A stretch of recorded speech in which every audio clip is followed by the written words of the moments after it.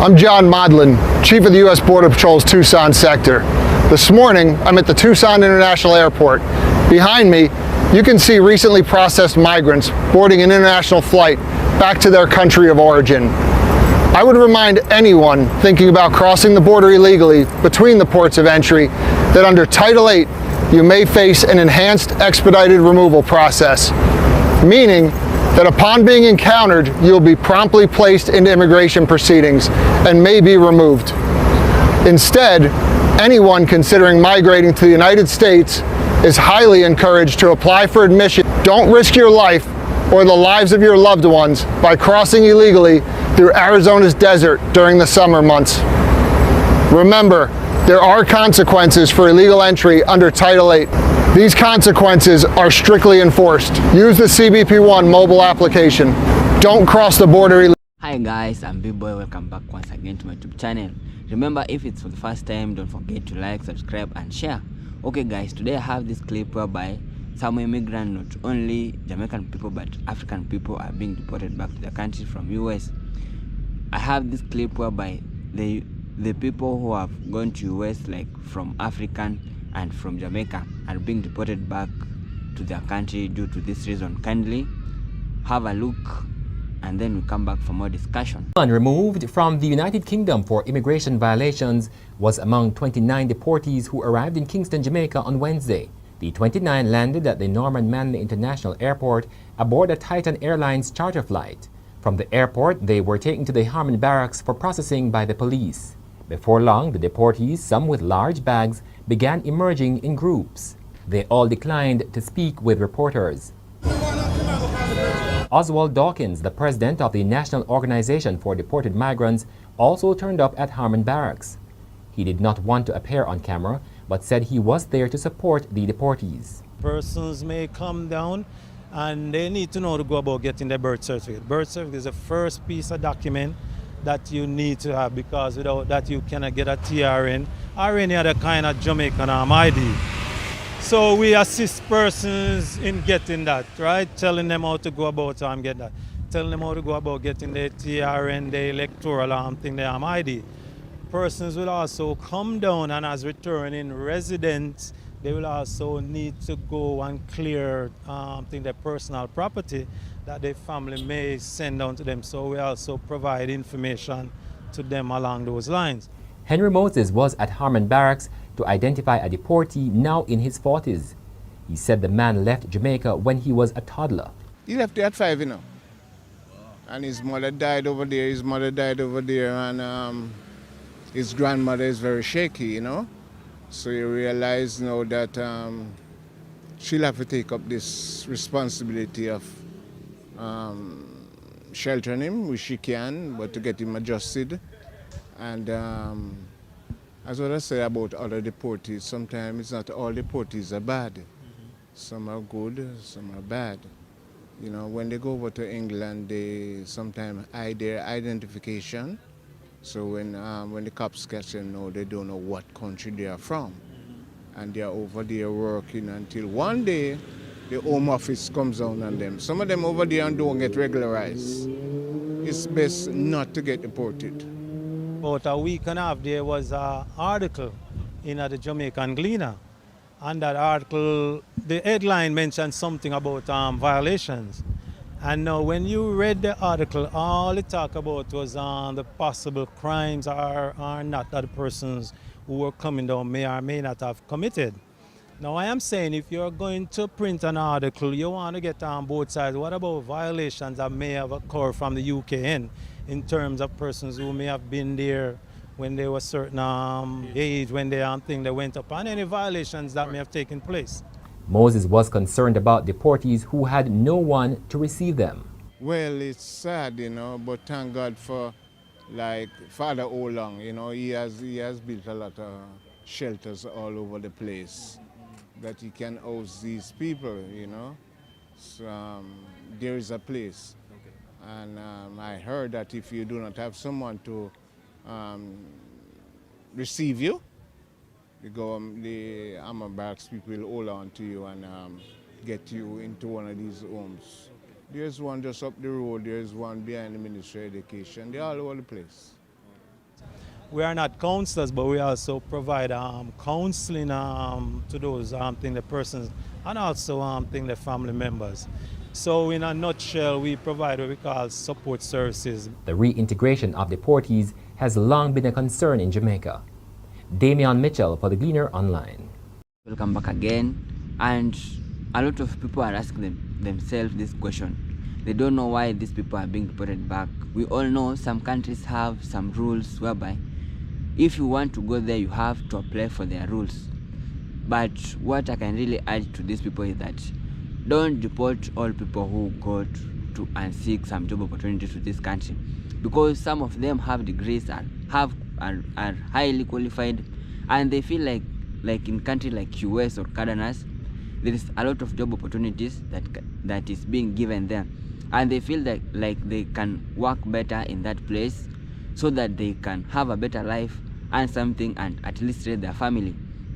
So the reason why these people are going there is just to change their lifestyle, or maybe in their country there is a lot of unemployment, so they feel like this is a place where there is a good opportunity. Look like a place in US. A lot of African people, a lot of Jamaicans are going there to seek job opportunities, because a lot of people say that if you go to US, there is high job opportunities.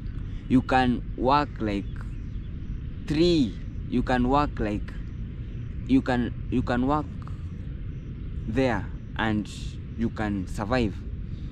And guys, I have this story of this mom. I would like you to kindly to listen till the end, whereby a dead person passport gave a new life to an immigrant, and this immigrant is from Caribbean country. Kindly watch this story till the end and then come back for more.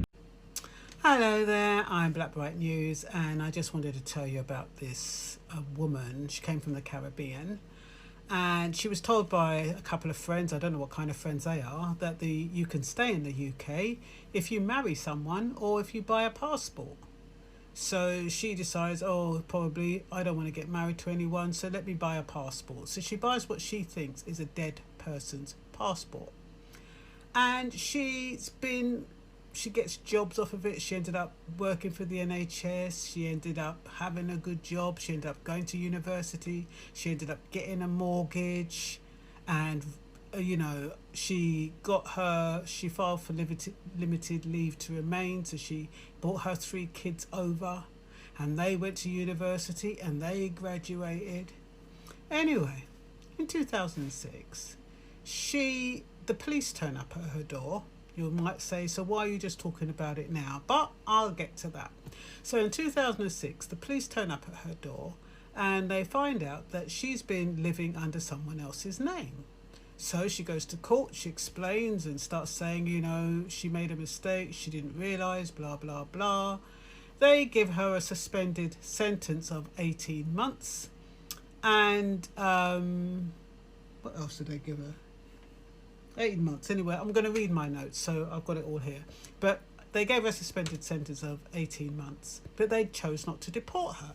Now I'm thinking to myself, if somebody's come into the country illegally, using somebody else's passport, one of the main factors of when they're dealing with whether or not somebody should come in or not is good character. So this woman obviously didn't have a good character, because she came here and she didn't she bought a dead person's passport. Now I'm not saying this to knock the woman. What I'm saying this is, why didn't they deport her? Why not? Because they know, or they knew, or they got 2,500 every year for each child, for herself and each child, until the 10 years was up. So she ended up paying £40,000 in visa fees. She is now eligible to apply for indefinite leave to remain, which gives her the majority of benefits that a British citizen would have. That's going to cost her around 11,000 something for her and her 3 children. So that's another monetary incentive for the government. So all I'm saying is that, that for me is instant deportation. Why keep why keep the lady in the country just because you want the money? Shouldn't she have been deported straight away? But oh no.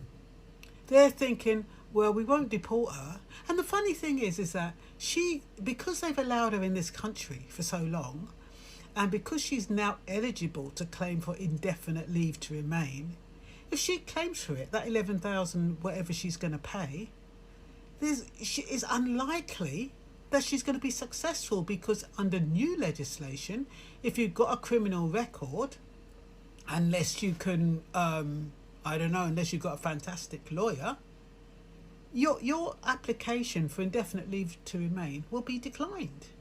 So she'll end up paying that money and she won't get it back. And yet her and her kids will be deported after they've managed to get 51 grand out of her.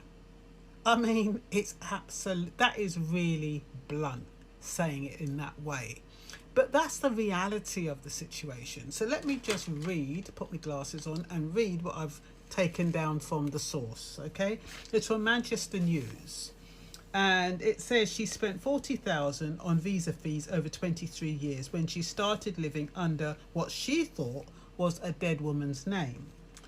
By buying a dead woman's passport, she thought, of course, that it would give her a new life. But of course, what it's done is killed her reputation and killed her career. She lost her job, lost her house, and goodness knows what. Anyway, I don't know how she got away with it for so long, having a passport that belonged to a dead woman, because what about the image? Did she look like the woman? Technology? Did that help her find out? The only reason she got found out must be because there was a woman with the same ID as her and the same name, and the police found out. That's how she got found out. But how can... And the woman wasn't even dead that she bought the passport. So her friend stitched her up. I mean, people who are coming from abroad cannot rely on information given by friends. Everybody's looking for a quick buck. And now you do time, you get kicked out, you get deported. Where's your friend? I don't know how much she paid for the passport, but she's probably living the life of Riley. Anyway, in 2006, the police showed up. She was handed an 18 months prison sentence, which meant she lost her job and her home. She was granted temporary leave to remain in the UK in 2013. Why was she granted temporary leave to remain? That's what I don't understand. You've done a crime. You're living here illegally. Why are you given temporary leave to remain? Like I said, it's a monetary incentive. I can't think of any other reason unless somebody else can. So, and this temporary leave to remain has to be renewed every 2.5 years for 10 years, costing $2,500 per person, so her and her 3 kids per year, which amounts to 40,000. So instead, they made her pay. Yeah, I've said that. Now, the 10 years are up. It is likely her application for leave to remain will be denied. I'm saying that only because she's done jail time, but sometimes if you've got a good lawyer, you can plead that, I think they have something called private life and living in the UK and building up attachments with the UK and all that kind of stuff. You might be, but I heard that I think they're trying to do away with Article 8. So I'm not quite sure where that stands now. But she needs to do her homework before she pays out that 11,000, because that 11,000 can really build a foundation for her if she goes back to the Caribbean and doesn't pay for the indefinite leave to remain that she may not get. Anyway, this process will cost her 11,540 for the 4 of them. She came originally on a standard 6-month visa. She extended her stay for another 6 months and invited her 3 children to join her. She was ambitious under her new identity, and that's what I mean. She didn't sit around and mess around. She did do a degree, and she did get a good job. She did buy a house, but the thing is, because the degree is in somebody else's name, it's not worth anything. So what is the point of that? People called her Lucy. Even her children called her Lucy. Her last child, she gave the last child the forged name. Well, not forged name, the fraudulent name on the passport. Fraudulent surname. 2 years suspended sentence, but spared deportation. It took 2 years to be granted leave to remain. Yeah, so that's that story there. Tell me what you think.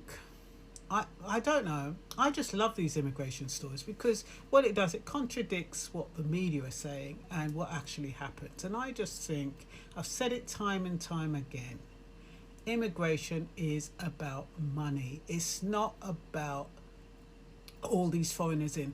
Yeah, the people, the civilians, the citizens, they're worried about all these people coming into the country. But the government, all they're worried about is all these immigrants in the country. How much money can they make us? They make the billions off of immigration fees. And this is a prime example.